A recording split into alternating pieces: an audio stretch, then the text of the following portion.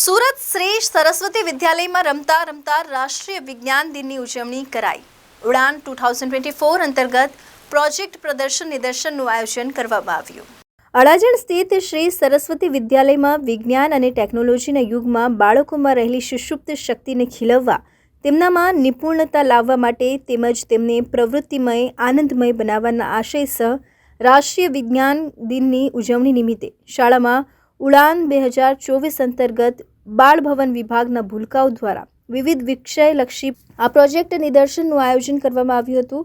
Project પ્રદર્શનમાં શાળાના managing trustee Devenbhai Patel, director Acharya Pritiben Shah, બાળ ભવન વિભાગના નિરીક્ષક જયશ્રીબેન મોરકર ઉપસ્થિત રહ્યા હતા।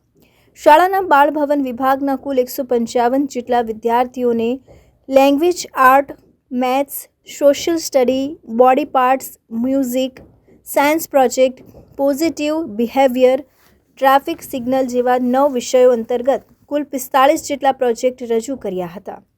રાષ્ટ્રીય વિજ્ઞાન દિનની ઉજવણી નિમિત્તે ના ભાગરૂપે બાળભવનના ભૂલકાઓમાં વિજ્ઞાન પ્રોજેક્ટ પ્રદર્શનનું આયોજન કરેલ છે।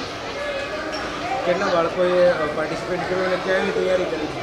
155 જેટલા બાળકોએ ભાગ લીધો છે ને તૈયારી છેલ્લા 10 દિવસથી બાળકો કરે છે।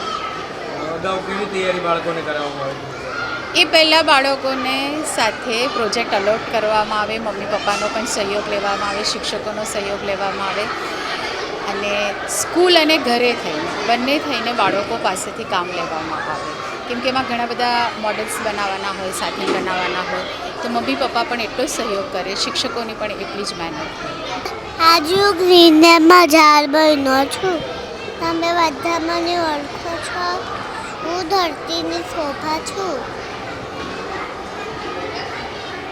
શાકભાજી, ફળ, ફ્લાવર, લાકડા, કાગળ, મરી મસાલા વગેરે આપું છું।